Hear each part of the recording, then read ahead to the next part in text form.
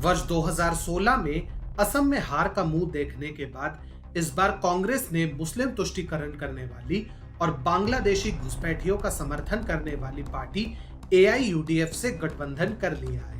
कांग्रेस चाहती है कि पिछली बार की तरह इस बार राज्य के मुसलमानों का वोट एआईयूडीएफ और कांग्रेस के बीच ना बटे। हालांकि मुस्लिमों का वोट ना खोने के चक्कर में कांग्रेस हिंदुओं का वोट हमेशा के लिए गंवा देने वाली है, क्योंकि एआईयूडीएफ का प्रमुख बदरुद्दीन अजमल न सिर्फ हिंदू विरोधी है बल्कि अवैध घुसपैठियों का कट्टर समर्थक भी है। टीएफआई पर आपका स्वागत है और मैं अनिमेश पांडे अब आपको बताने जा रहा हूं कि कैसे असम में कांग्रेस पार्टी द्वारा अपनाई गई रणनीति के कारण अब की बार राज्य में उसका सुपड़ा साफ होना तय है। असम में विधानसभा चुनावों को लेकर राज्य की दोनों प्रमुख पार्टियां भाजपा और कांग्रेस ने धुआंधार प्रचार शुरू कर दिया है, तो वहीं ये दोनों क्षेत्रीय दलों का सहारा लेकर गठबंधन भी बना रहे हैं।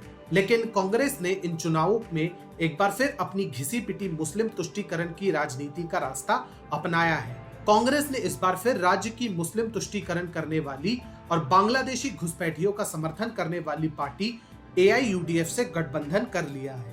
कांग्रेस के इस फैसले की वजह केवल इतनी सी है कि वह मुसलमानों के वोटों को छिटकने से रोकना चाहती है।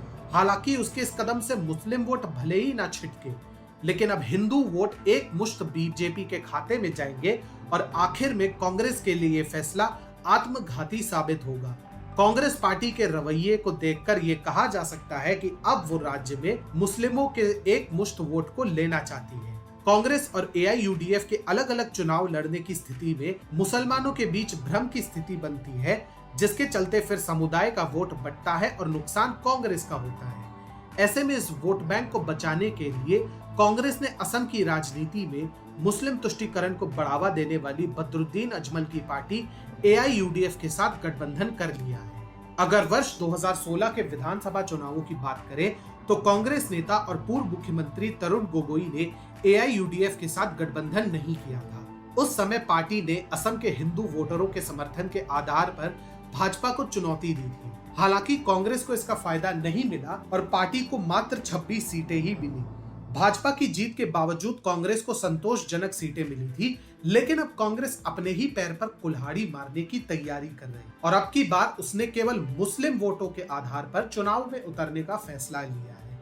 कांग्रेस नेता तरुण गोगोई नहीं चाहते थे कि हिंदू विरोधी और अवैध घुसपैठियों की समर्थक एआईयूडीएफ के साथ उनका गठबंधन हो, लेकिन अब जब वो नहीं रहे तो कांग्रेस ने असम में उनकी सोच से विपरीत जाकर एआईयूडीएफ से गठबंधन किया है। लेकिन इससे बीजेपी को फायदा होगा, क्योंकि एआईयूडीएफ के नेता बदरुद्दीन अजमल की छवि राज्य में काफी विवादित रही है। उन्होंने हमेशा ही राज्य की राजनीति में खुद के प्रसार के लिए घुसपैठियों और अवैध बांग्लादेशियों को धर्म के आधार पर भड़काया है।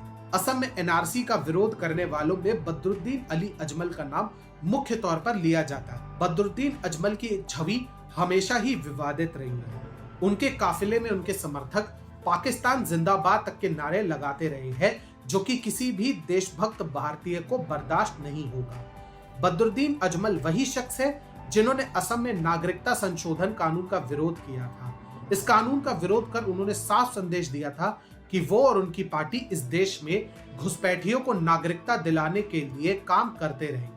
इतनी विवादित छवि होने के बावजूद कांग्रेस एआईयूडीएफ के साथ गठबंधन कर चुकी है।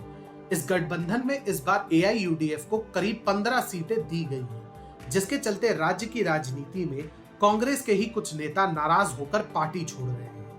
कांग्रेस की रणनीति इस कदम के जरिए मुस्लिम वोटों को एकजुट करने की है, लेकिन इसका फायदा बीजेपी को होगा। इसके अलावा कांग्रेस के पास कोई भी ढंग का चेहरा नहीं है जो भाजपा का मुकाबला कर सके। इसकी बड़ी वजह यह है कि असम का आम हिंदू अवैध रूप से रह रहे बांग्लादेशियों और घुसपैठियों से तंग आ चुका है और अब वो नहीं चाहता कि ये लोग असम में रहें। कांग्रेस की इसी दकियानूसी नीति के आधार पर कहा जा सकता है कि एआईयूडीएफ से गठबंधन कर कांग्रेस अपने मुस्लिम वोटों को एकजुट करना चाहती है, लेकिन सीए विरोधी लोगों के साथ कांग्रेस का एक गठबंधन उसे हिंदुओं से बिल्कुल अलग कर देगा और हिंदुओं का एक मुश्त वोट बीजेपी को जाएगा और कांग्रेस का मुस्लिम तुष्टीकरण का फॉर्मूला उसी के लिए आत्मघाती साबित होगा।